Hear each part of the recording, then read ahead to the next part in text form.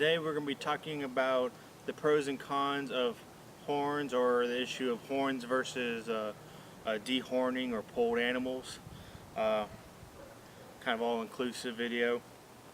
And to help me illustrate my point is going to be goat skull.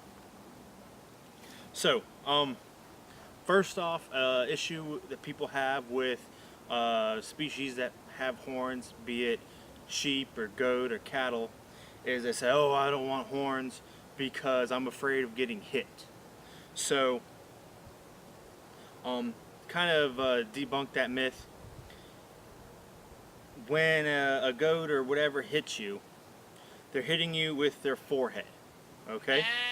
So a sheep is going to rear back, a goat's going to rear back and is going to come down, bam, with the forehead. A cow or a sheep, they're going to step back, 30, 20, 30, 40 feet.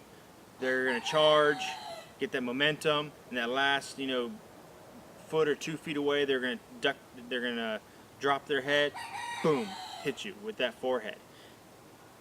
You see lots of videos on YouTube of animals without horns hitting and knocking people down, other animals, whatever. So that helps prove my point. Doesn't matter if they have horns or not. The damage is, their mass, their body weight, and their speed at which they're traveling is going to determine how much force they're going to hit you with. So these horns aren't a factor. You could take a ram, exact same ram, and he hits you, and you go and you get mad and you cut those horns off, he's still going to hit you the exact same amount of force. Okay? So that is not a factor for being hit. Normally what's going to happen is, as a sheep shearer, in my experience, I found that sheep that have been rams that have been bottle fed and left intact are going to hit you more likely than a naturally raised lamb.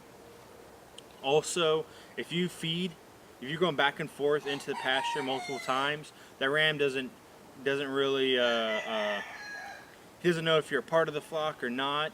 You don't normally see rams hitting guard dogs in a pasture because they know what role they play in the flock. With you coming and going, that's when they try and assert their dominance.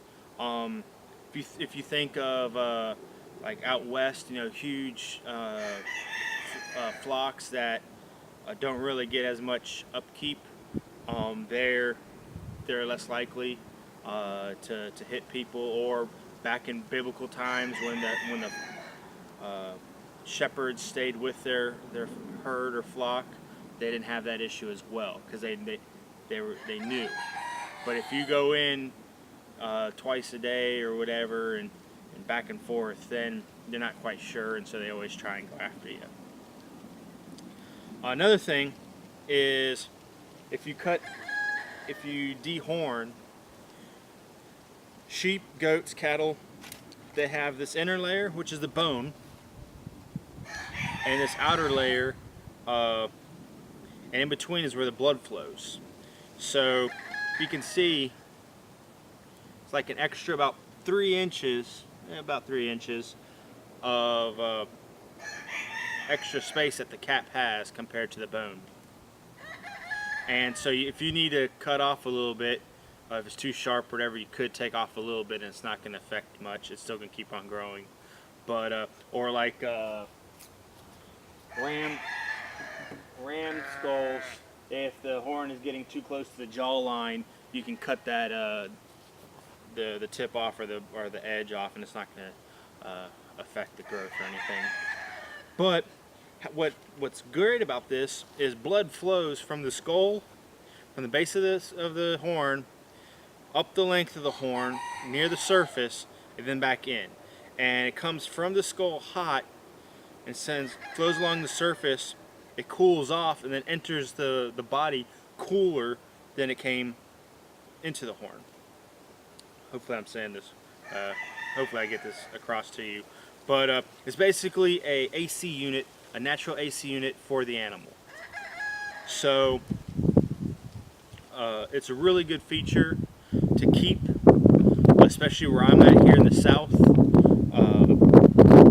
But you know, all in all, it's a pretty cool deal. Also, I mean, all species, be it goat, sheep, cattle, they'll have horn breeds and they also have polled breeds. And within the same breed, there are some, you know, there's like some goats, like Nubians, for example, they can have horned Nubians and then polled Nubians. And so, if you're wanting one or the other, you know, you can do that. But another myth is, or not really a myth, but a problem some people have is getting an animal getting their head caught in the fence. Normally, this is with younger stock.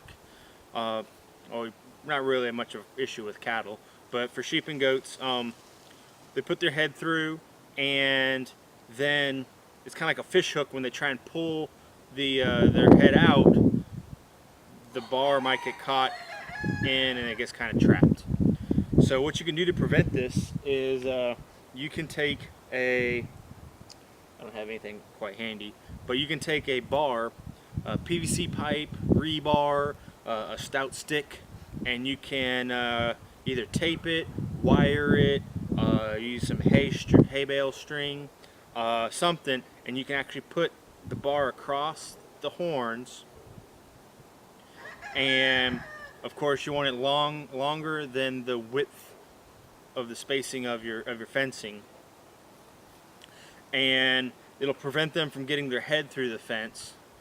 And you only keep it on long enough till the horns outgrow the space. Normally, like in my experience, anywhere around 2 to 3 years old is generally, I guess depends on the breed as well. You know, bigger goats, they're gonna have a larger head and larger horns, whereas a pygmy or something might take a little bit longer. But that's what I would recommend, is just do a bar across, and once they outgrow the size of your fence, then you can just remove the bar and then they're good to go for the rest of their life.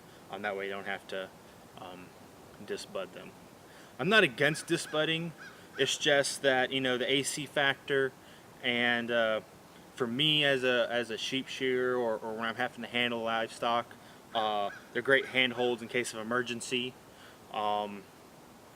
And also, since, as you saw, I used to have a mobile meat trailer. I had my stuff processed at a facility, and then I would set up at farmers markets or what have you, and I would sell meat.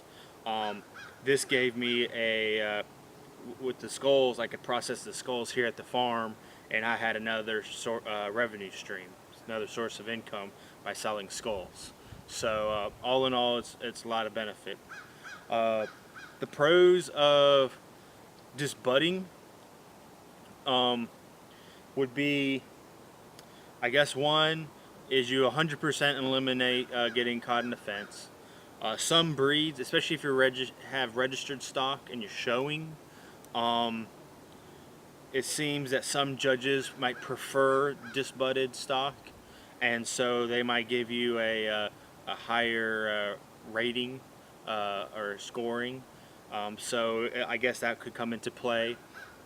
Some people have told me in the past that they sell their like lambs or baby goats faster if they disbud, but I kind of argue that the buyers aren't quite as educated or whatever, that like I said, it's not a huge factor.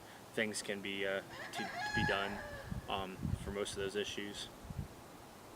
So basically, I'm not against, and I'll do later this spring. I've got some friends that disbud goats in the spring when they have babies again. I'll do a video on how to disbud babies, and so I'm not against it.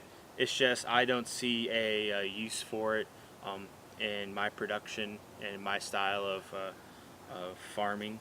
So anyways, just comment below what you think, your views, if you have questions, and then I will try and reply back. I'll post a link on how to process skulls like this.